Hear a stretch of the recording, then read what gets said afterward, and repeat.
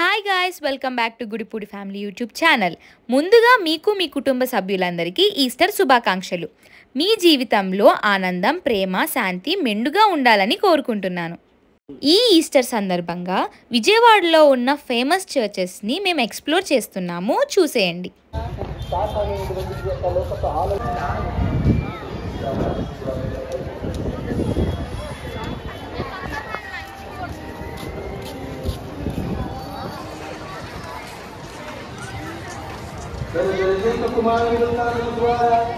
నీకు రక్షణములు దత్తవరములను గ్రహింప సంతోషిస్తున్న సర్వేశ్వరుడు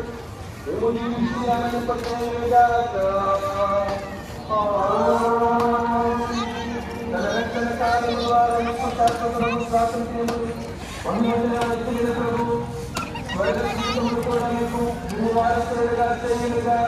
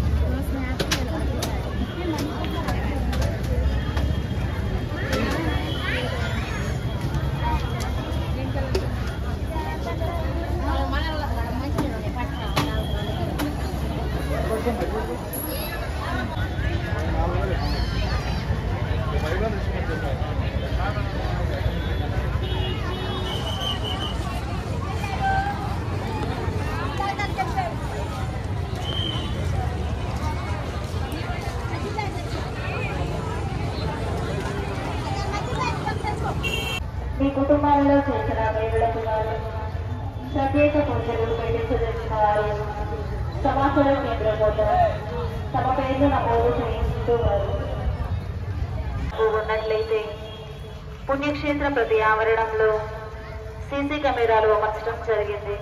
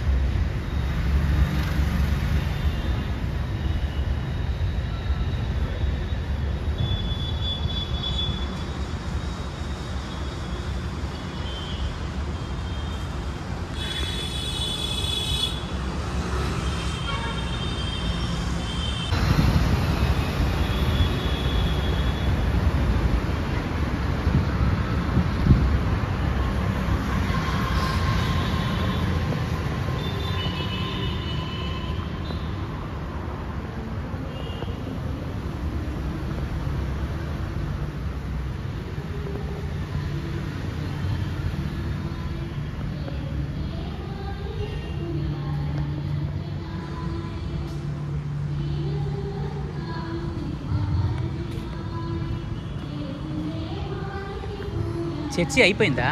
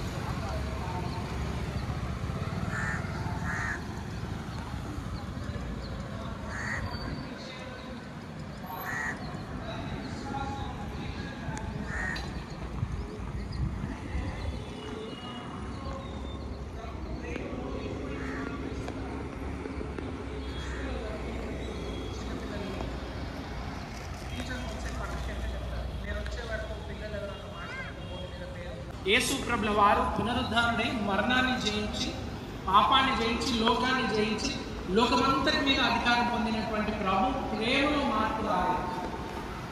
ఇదివరకు శిష్యులతో నడిచినారు, ఇప్పుడు శిష్యులతో నడుస్తాము. ఇదివరకు శిష్యుల్ని ధైర్యపరిచినారు, ఇప్పుడు ధైర్యపరుస్తాము. ఇదివరకు శిష్యుల సహవాసంలో ఉన్నారు, ఇప్పుడు ఉన్నారు. ఇదివరకు వాటిని ప్రేమించి వాటిని వెంటబెళ్ళారు, ఇప్పుడు కూడా వెళ్తా ఉన్నారు. చూడండి, గొప్ప ప్రేమతో, నిరీక్షణతో, సంతోషం, ఆనందంతో కలిగినటువంటి అనుభవం. ఈ అనుభవం విశ్వాసులందరి జీవితంలో కలగాలని ప్రభుల వారు కోరుకుంటా ఉన్నారు. ఇది ఒక నూతన ప్రారంభం, పునరుద్ధానపు అనుభవం. ప్రతి విశ్వాస జీవితం నూతనంగా మార్చబడేటువంటి అనుభవం, నూతన క్రియలు ప్రారంభమయ్యే అనుభవం, నూతన అలవాటు, నూతన మాటలు, నూతనమైనటువంటి శక్తితో ప్రభు నింపి నూతన అనుభవానికి ప్రభువుని ఆహ్వానిస్తారు.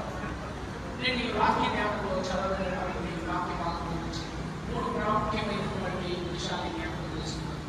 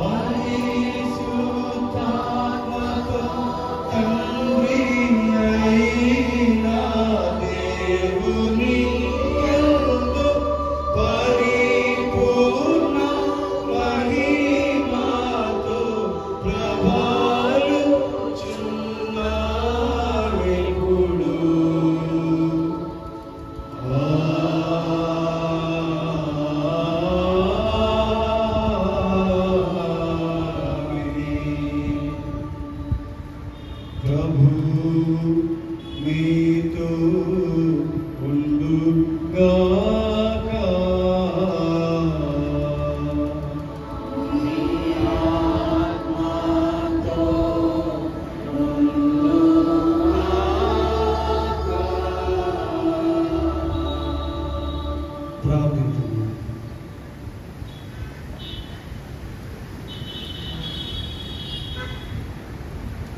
సర్వశక్తి గల దేవా, ఈ పస్కా విందును ఆచరించుచున్న మేము పరలోకపు వాంఛల చే పుంగొల్పబడి జీవం చూడయంతో జీవం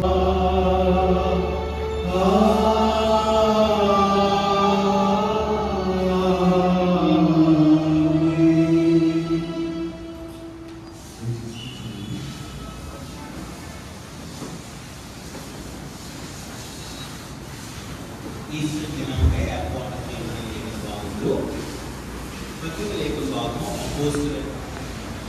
అపోస్తుల కార్యాలు 10వ అధ్యాయం 34వ వచనం నుంచి 41వ వచనం వరకు శ్రీమతి పిల్లి త్రివేణి ప్రకాష్ గారు వచ్చి చర్చించవలసిందిగా కోరుతున్నాం.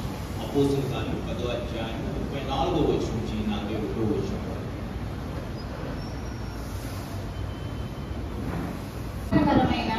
సువార్తను ప్రకటించి ఇశ్రాయేలీయులకు పంపిన వర్తమానము మీరెరుగు. యోహాను బాప్తిసం ప్రకటించిన తరువాత గలిలయ మొదలుకొని యూదయ అంతటా ప్రసిద్ధమైన సంగతి మీకు తెలియదు. అదేదనగా దేవుడు నజరేయుడైన యేసు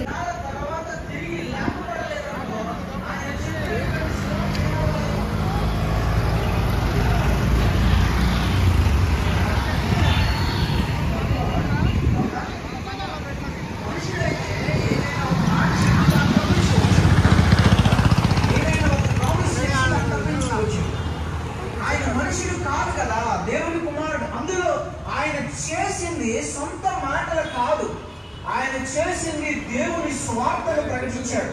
తండ్రి ఏ పని మీదైతే ఆయన పంపి ఉన్నాడో ఆ పనిని ఆయన పూర్తి చేశాడు. ఒకవేళ ఆయన తిరిగి లేపబడలేదనుకో తండ్రి చిత్తం నిరార్థకమైనట్టు ఆయన చేసిన బోధ కూడా ఏమవ్వాలి? నిరార్థకం అవ్వాలి, ఈజీగా కొట్టివేయబడాలి. అందుకే క్రీస్తు ప్రభుల వారు 3 దినాల తర్వాత ఆయన తిరిగి లేపబడుతున్నాడు.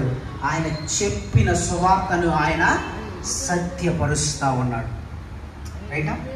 ఇంకొక విషయం, క్రీస్తు ప్రభుల వారు బ్రతుకున్నప్పుడు ఆయన ఒక మాట చెప్తాడు. యెరూషలేము దేవాలయాన్ని చూపించి శిష్యులు చెప్తాడనమాట ఆయనకి, యేసుక్రీస్తు ప్రభుల వారికి. ఏమనంటే, యేసుక్రీస్తు ప్రభు ఈ దేవాలయాన్ని చూడు, ఇది ఎంత బాగుందో, ఇది ఎంత సుందరంగా ఉందో అని చెప్తారు శిష్యులు కదా. ఇది కూడా మనం ధ్యానం చేశాం మార్క్స్ వార్తలోనే. అప్పుడు యేసుక్రీస్తు ప్రభుల వారు ఒక మాట చెప్తాడు. ఏమనంటే, బాగా చెప్తున్నావు ఈ దేవాలయం గురించి, చాలా బాగుంది ఈ దేవాలయం, కాకపోతే నేను కూడా ఈ దేవాలయం గురించి నీకు ఒక మాట చెప్తా వినని అంటాడు. ఏమని చెప్తాడంటే ఆయన, ఈ దేవాలయాన్ని 3 దినాల్లో నేను కడగొట్టిన తర్వాత 3 దినాల్లో మరలా తిరిగి నేను దీన్ని లేపుతా అంటాడు. రైట్? ఈ దేవాలయాన్ని నేను మరలా 3 దినాల్లో తిరిగి లేపుతా. శిష్యులకు అర్థం కాదా? అరే పిలాతు దీన్ని ఎంత కష్టపడి కట్టాడు ఈ దేవాలయాన్ని.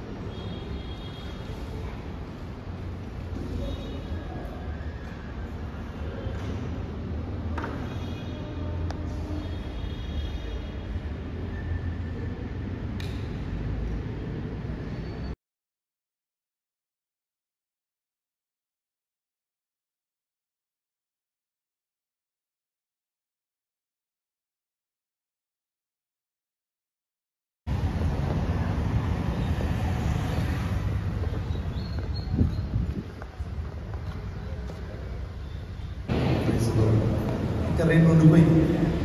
2 చెప్పి ముగించేస్తాను.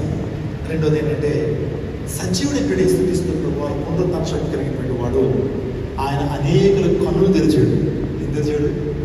కన్నులు తెరిచాడు. కన్నులు అంటే ఈ ఫిజికల్ ఐస్ కాదు. ఆయన తెరిచినటువంటి కన్నులు ఏంటంటే మనోనేత్రాలు తెరిచాడు. పునరుత్థానం మన మనోనేత్రం అంటే ఏం చేస్తుంది? పునరుత్థానం జరిగినంత కాలం యేసుప్రభువు వారు మరణాన్ని తిరిగి జయించినంత కాలం మనకి కూడా అపోహ ఏంటంటే మరణం తర్వాత జీవితం ఉందా? Is their life after death? చనిపోయిన తర్వాత జీవితం ఉందని అనుమానం. మీకు ఒక స్టోరీ చెప్పాలి. దావీదు కొడుకు చచ్చిపోయాడు, చిన్నవాడు ఉన్నాడు, అసలు అర్థమైతే లేదు, అసలు పక్క చిక్కిపోయాడు.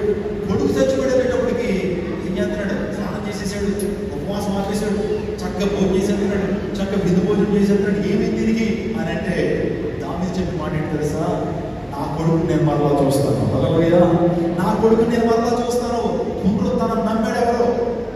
దావీదు. అంటే పాత నిబంధనలోనే పునరుత్థానం గురించి విషయాలు ఉన్నాయి. మనం చనిపోయిన తిరిగి లేస్తాం. క్రీస్తు ప్రభువును విశ్వాసం ఉంచినటువంటి వాడు చనిపోయిన తిరిగి, ఆయన విశ్వాసం ఉంచినటువంటి వాడు చచ్చినా తిరిగి లేస్తాడని దేవుడు చేస్తున్నాడు. పునరుత్థానం ఈ రోజున మనోనేత్రాన్ని వెలిగిస్తూ ఉంది. అమ్మాయి గ్రామానికి వెళ్తున్న శిష్యుడు, అమ్మాయి గ్రామానికి ఎంత శిష్యులు వెళ్ళిపోతున్నారు, శిష్యులు వెళ్ళిపోతుంటే ప్రభు వారితో జాయిన్ అయ్యాడు. కూడా పెట్టి వీళ్ళు మాట్లాడుకుంటూ వెళ్ళిపోతున్నారు. మాట్లాడుకుంటే ప్రభు దేని నుంచి టాపిక్ ఏంటి తెలుసా? వాటి డిస్కషన్ ఏంటి తెలుసా? పునరుత్థానం గురించి మాట్లాడుతుంటే ఏళ్ళు చెప్పారు. యేసుప్రభువు వారు మాట్లాడుతున్నారు. ఇంటి దాకా వెళ్ళిపోయారు కానీ గుర్తుపట్టట్లేదు. పిచ్చోడు. యేసుప్రభువుని గమనించలేకపోతున్నారు. యేసుప్రభువు మృత్యుంజయని తెలుసుకోలేకపోతున్నారు. ఎవరో మనిషి అనుకుంటున్నారు. ఎందుకంటే యేసుక్రీస్తు ప్రభువు వారు మహిమ దేహంతో ఉన్నారు, మన దేహంతో ఉన్నారు. ఆయన తాగొచ్చు. ఎప్పుడు ఇంటికి వెళ్ళిపోయిన తర్వాత ఎంతకాలం మాతో మంచి విషయాలు చెప్పాడు. కొంచెం చెప్తుంటే మా గుండెలు మండుతున్నాయి తెలుసా? ఏం ఇన్ఫర్మేషన్, ఏం అద్భుతంగా మాట్లాడుతున్నావు. నువ్వు సామాన్య వ్యక్తి కాదనుకుంటున్నారు. తప్పు చేశారు కొట్టలేదు వాళ్ళు. అమ్మాయి గ్రామానికి వెళ్తున్న శిష్యులు, అయ్యా రెండయ్యా లోపలికి ఫోన్ చేసింది కానీ ఎప్పుడు ప్రభు వెళ్ళాడు లోపలికి. రొట్టె విరిచి ఎప్పుడైతే వాళ్ళకి తినిపించాడో అప్పుడు అయ్యగారికి కన్ను నిలబడ్డాయి. అయ్యగారికి అప్పుడు కన్ను నిలబడ్డాయి. అప్పుడు దే కుడ్ రికగ్నైజ్ జీసస్. యేసయ్య వారు రికగ్నైజ్ చేయగలిగారు. అప్పుడు ఇప్పుడు ఆలోచించండి, పునరుత్థానం వారి యొక్క మనోనేత్రాలు ఏం చేసింది? కన్నులు తెలిసింది. ఇప్పుడు చాలా మంది మనోనేత్రాలు నిలబడ్డాయి. పర్వతలో చూస్తున్నారు కానీ లోపలికి ఒక నేత్రం, దాన్ని ఆత్మనేత్రం చూసాడు. సంబంధమైన దేవత the God of this age has blinded the people of unbelievers. and దేవుడు తెలుస్తాం the God of this age, యుగ సంబంధమైనటువంటి దేవుడు, యుగ సంబంధమైనటువంటి దేవత, వాడే సాతాను, అపవాది అవిశ్వాసుల మనోనేత్రం ఏం చేశాడట? గుడ్డితనంతో చేశాడు. మంచంతో చెడంతో, చెడంతో మంచి అంటాడు. ఏమంటే నాశనం ఎవరైతే జులాయిగా తిరుగుతాడో హీరో, ఎవరైతే చక్కగా ఫస్ట్ బెంచ్లో కూర్చొని పాఠాలు చదువుకున్నాడేమో వాడి అమాయకుడు. క్లాస్ కాలేజ్కి వెళ్తాడు చూడండి కదండి. వాళ్ళకి అంటే వచ్చి నేను దేవుడిని ఏంటంటే మానవులు ఏంటో ఆలోచన చేయకుండా, వాళ్ళ దేవుడు లక్షణాలు ఉన్నాయి ఏంటో ఆలోచన చేయకుండా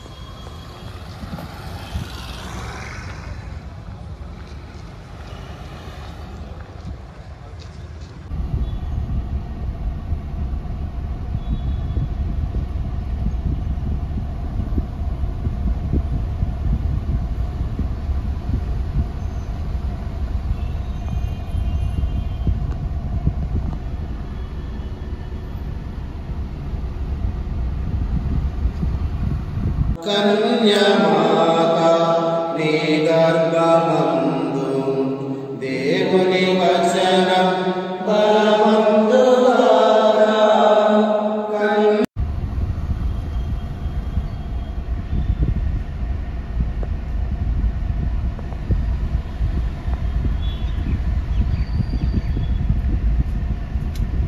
దేవుని ఆశీస్సులు ఎల్లప్పుడూ మీతో ఉండాలని కోరుకుంటున్నాను.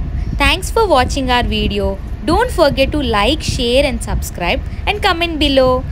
Bye.